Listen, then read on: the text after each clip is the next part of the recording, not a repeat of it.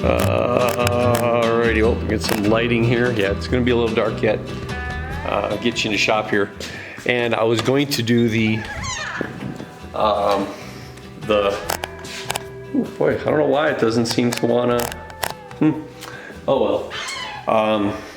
Having technical difficulties, which of course I am, because first I started out with no battery, and then I started out, I was going to use the road and connect it, and they're all dead. So I gotta bring those in. So I'm just running a struggle bus, guys. I'm running a struggle bus. So I brought a bunch of things in here, and I had to do this because, okay, hold on, right here. There we go. Now I can see it better. I didn't have my glasses on because when I walk outside, these are so sensitive. They get dark instantly. So more so than what Kasha and Ella have to deal with.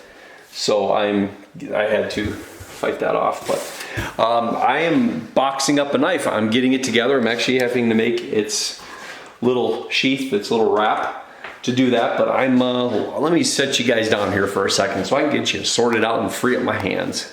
Oh, there you go. How's it going? So yeah, I was gonna do batteries, and I got a dead battery. We did our trip a little while ago, and actually Ella is editing all that footage right now. But I was running into problems. I plugged all these roads in, like this where I did, and I charged them all. And I didn't use them. I ultimately ended up not using them when I went there. And so that's charging. So it's blinking, but these other ones, they're not coming on. So I don't know what happened. I charged every one of them and nothing's working. Even the one up here didn't work. I'm sorry, kind of scratching in the head. That one too. So I've got to work on all those and get them charged. And sometimes I know that if you get the, there's different plugs. These little white things, there's different ones of those, and they function differently. And some of them quick charge, I guess, and some of them slow charge or just normal charge. I'm not sure. So yeah, so I'm trying to get that figured out, but I'm a hot mess right now, just trying to get everything organized. The knife got sharpened, and I forgot to do the scabbard, so I put tape back on it again. So I'm making it without trying to cut myself on my kitchen knife over here for Jonathan. So I'm gonna wrap that up real quick, and then I'll show you guys what that looks like. I also got a nice little product I want to share with y'all.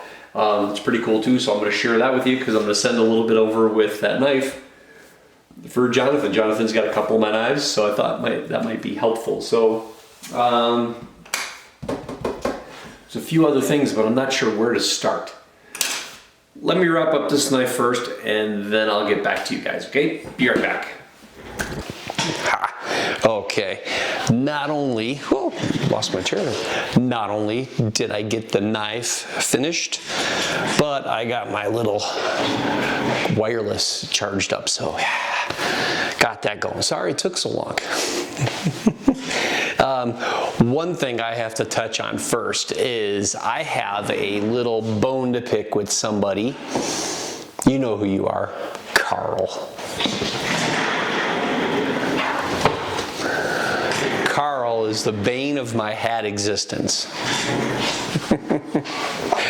Y'all know Carl, probably 4 years ago, 3 years ago now, Carl won a knife.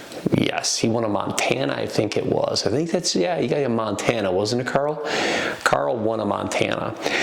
But Carl's also a former Leo like myself. He was a former police officer too.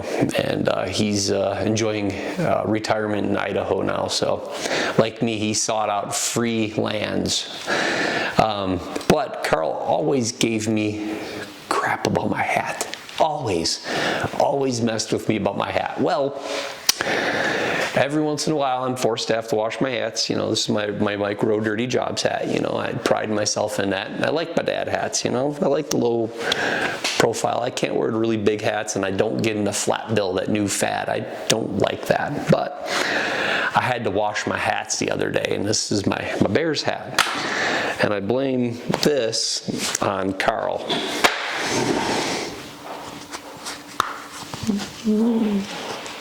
All that. See that? And it's all coming apart. See? I got like a mouth. My hat's got a mouth now, Carl. Thank you. This is Carl's fault. I have to retire the Chicago Bears hat. I've had this hat for a good 18 years at least. Anyhow, I'm sad. I'm sad, guys. So I'm missing a hat now. So Carl, this was all you, mister. This was all you. Matter of fact, Carl, here, why don't you just take it? So anyhow, so we're gonna jump to, I'm losing my little mic here. Sorry about that, guys. I didn't use the wireless one. I just threw this on real quick. Jonathan's knife. Got it done. And Jonathan picked a Kiritsuke, not a very big one, but he picked a Kiritsuke. And let me get some paper towel here.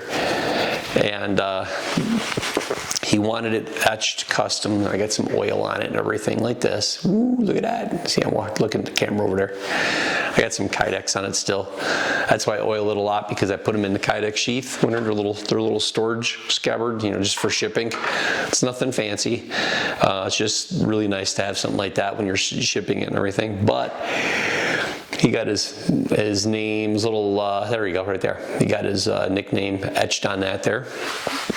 But he picked out these pretty darn cool looking scales, I gotta admit. Pretty cool. Now, if you guys remember, I did a knife, it was the companion for Forgotten Coast Canine, but it was done in that Mexican ripple cut blanket, it was called. If I remember, I'll try to put a couple pictures in there. I actually did a companion and I did a camp knife in the same type of scale material. It was really popular.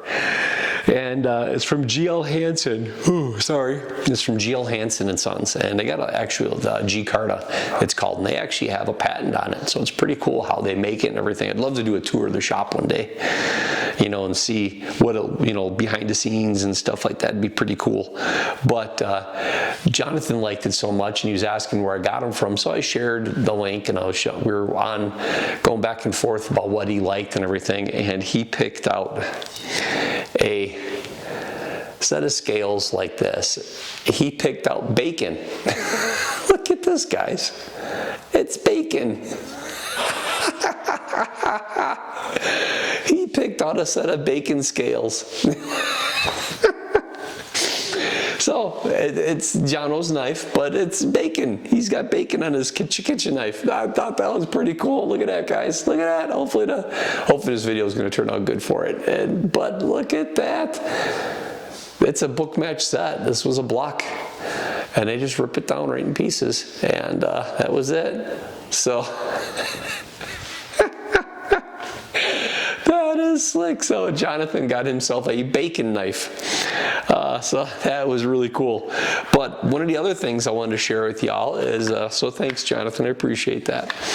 But one of the other things I was going to share with you all is a company a little while back reached out to me, and he does knives on the side.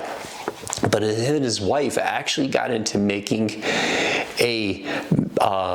basically a material that you apply to your knife blades as well as your scales and everything else. And he always saw the videos of me doing my butcher block oil, because that's what I do now.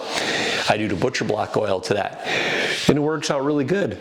And so you can see this. By the way, guys, here, I gotta share this with you real quick here. I'm not just working in the knives, I'm being supervised back there too. I'm being supervised by that guy over there. So he's supposed to be working, but apparently it's union break. And I gave him some things to do, but I don't know if he got it all done yet. I didn't hear any yelling and screaming or cursing. He got them almost on. Oh, they won't go on. They won't fit. So we got to use the heat gun. No, the plant's too sloppy. I don't know. I don't know about that. That's a good one. Oof, those are pretty big. No.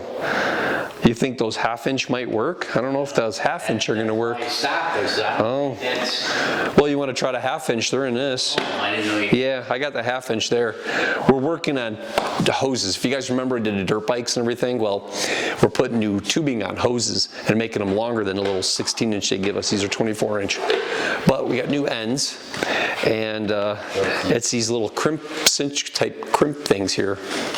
These here, but these are 3/4, and the other one are 1/2. But this tubing is a 5/8. No, it's 7/8 outside diameter.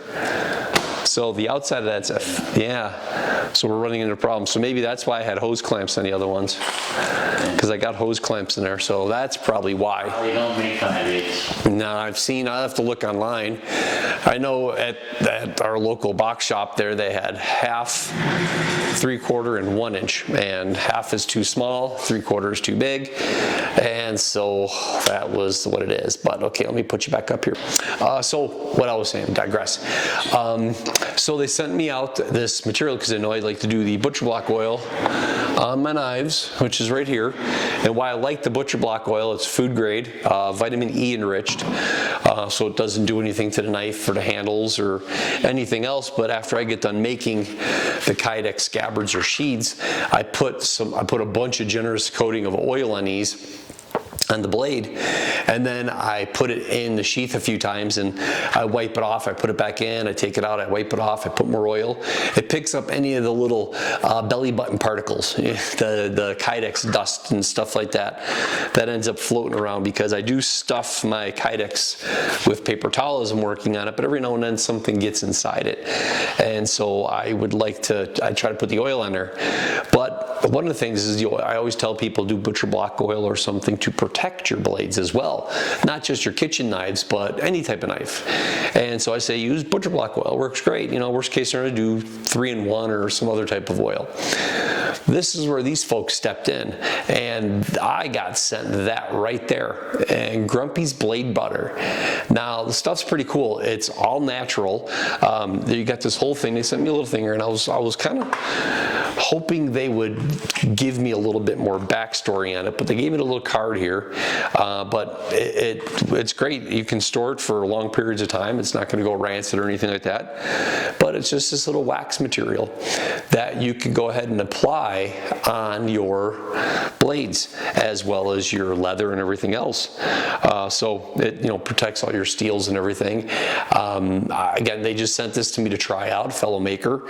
I'm not getting paid or anything like that. They just sent me a couple to try out and share it with y'all. And I kind of thought it was pretty slick. You put it on there, and I mean, it smells really good. It's got like it's almost like got a smoky kind of honey kind of smell to it. It's weird, but they say it's 100% food safe, gluten and nut free. But I mean, you can, if you get your ain't gonna do nothing, you lick it, whatever else, so you can lick your Grumpy's butter. But I just thought it was pretty neat, and I wanted to share this with y'all to give them a shout. You can find them on Instagram through the Grumpy's Blade Butter. You can do that, or you look them on Instagram or send them an email address. It's all made in America, and it's a husband and wife business, so it's always a good thing. You know me, I like to promote the small businesses and stuff like that, so that's pretty good. So I'm gonna go ahead and I'm gonna get Jonathan's knife wrapped up here. I got a little thing here. I also got a little something for him. Over here, I picked up these a while back, and I forgot to share these with everybody, so I'm gonna give Jonathan one of these as well. I thought they're pretty cool. I got one on my keychain, so they're pretty slick. But you guys got to get a kick out of that knife. That is so funny. That the bacon scales, huh? That is so slick. So I'm gonna get this off to Jonathan.